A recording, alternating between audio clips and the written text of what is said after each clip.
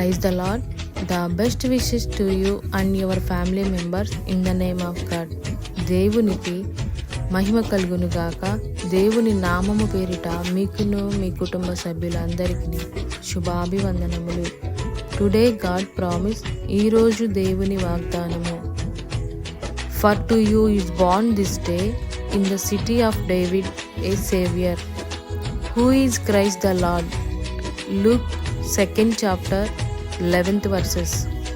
దావీదు పట్టణమందు నేడు రక్షకుడు మీ కొరకు పుట్టి ఉన్నాడు, ఈయన ప్రభువైన క్రీస్తు. లూకా సువార్త 2వ అధ్యాయము 11వ వచనము. ప్రియమైన దేవుని బిడ్డలందరికీ వందనములు, స్తోత్రములు. ఈరోజు ఈ వాగ్దానం ద్వారా దేవుడు మనతో చెప్తున్న మాట, లోకరక్షకుడు మన కొరకు జన్మించి ఉన్నాడు. అందుకనే ఈ దినాన మనం క్రిస్మస్ జరుపుకుంటాం. క్రిస్మస్ అంటే క్రీస్తుని ఆరాధించటం. ప్రపంచవ్యాప్తంగా ఈ పండుగని జరుపుకుంటారు. పరిశుద్ధ గ్రంథంలో ప్రభువు పుట్టాడని మాత్రం ఖచ్చితంగా రాయబడి ఉన్నది. మానవుని జీవితంలో క్రిస్మస్ పండుగ ముఖ్యము కాదు, కానీ క్రీస్తు ప్రభువారే మనకి ముఖ్యము. క్రిస్మస్ అంటే దేవుడు మానవుడైన రోజు. దేవుడు నిత్యత్వం నుండి కాలంలోనికి అడుగుపెట్టిన రోజు. దేవుని యొక్క సంకల్పములు, రక్షణ ప్రణాళికలు నెరవేరిన రోజు. మానవుడు చంద్రమండలంపై అడుగుపెట్టిన దానికంటే యేసుక్రీస్తు భూమండలముపై క్రిస్మస్ దినాన కాలు మోపడం గొప్ప విషయం. గనుక భక్తి శ్రద్ధలతో, ఆరాధన భావంతో క్రిస్మస్ని ఆచరించి మనమందరము దేవునికి స్తుతులు చెల్లించేవారముగా ఉండాలి.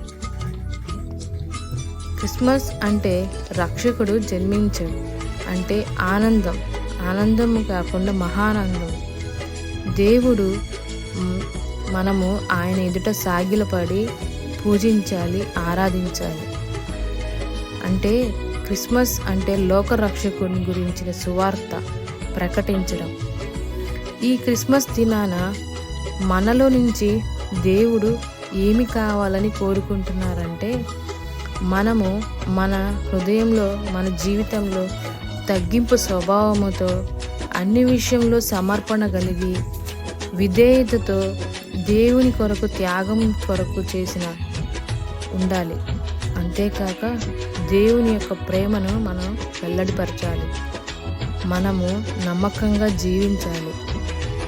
ఇలాగా మనం తగ్గించుకొని సమర్పించుకున్నప్పుడు దేవుడు మన ఎడల ఎంతో ఇష్టుడై ఉంటాడు.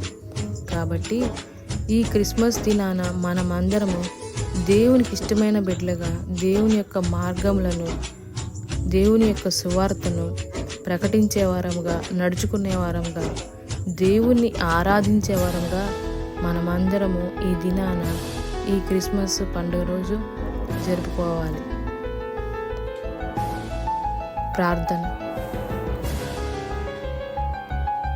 మమ్మల్ని రక్షించుటకు ఈ లోకానికి వచ్చిన మా రక్షకుడా, అభిషిక్తుడైన మా తండ్రి, మీకు ఎన్నో వందనములు, స్తోత్రములు.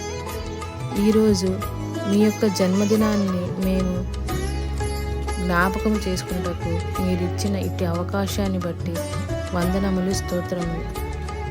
ఈ యొక్క సువార్తను ప్రకటించుటకు మాకిచ్చిన ఈ యొక్క సమయాన్ని బట్టి వందనములు.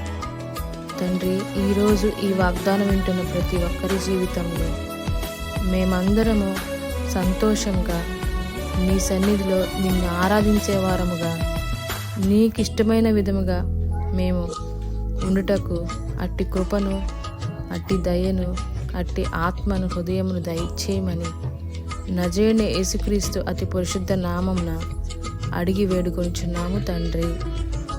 ఆమేన్.